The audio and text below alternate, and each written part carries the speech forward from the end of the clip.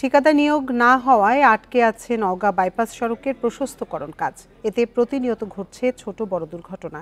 কারণ হিসেবে সরু সড়ককে দায়ী করছেন স্থানীয়রা। এই ঈদে জামা জুতো অ্যাক্সেসরিজের ডিসকাউন্ট।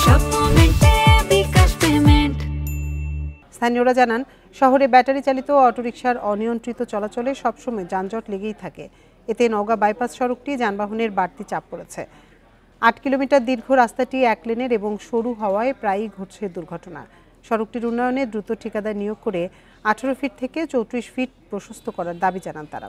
এছাড়া শহরে ব্যাটারি চালিত অটোরিকশা বন্ধে কার্যকর ব্যবস্থা নেওয়ার দাবি তাদের।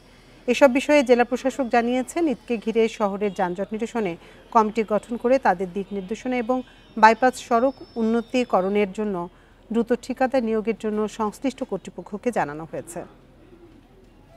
আগে আপনার নওগাঁ শহর বাইপাস সড়কে হাজব্যান্ড ওয়াইফ আপনার নিহত হয়েছে এবং বড় দুর্ঘটনা বাইপাস মশরপুর এলাকায় হয়েছে, 2-3টা ট্রাক অ্যাক্সিডেন্ট হয়েছে। এটি 34 ফিট করার জন্য আমাদের পুরো প্রক্রিয়া শেষ হয়েছে। ঠিকাদার নিয়োগে কিছুটা জটিলতা দেখা দিয়েছে, সেটার জন্য আমরা গত 24/10/24 তারিখে সরকারের দৃষ্টি আকর্ষণ করেছি।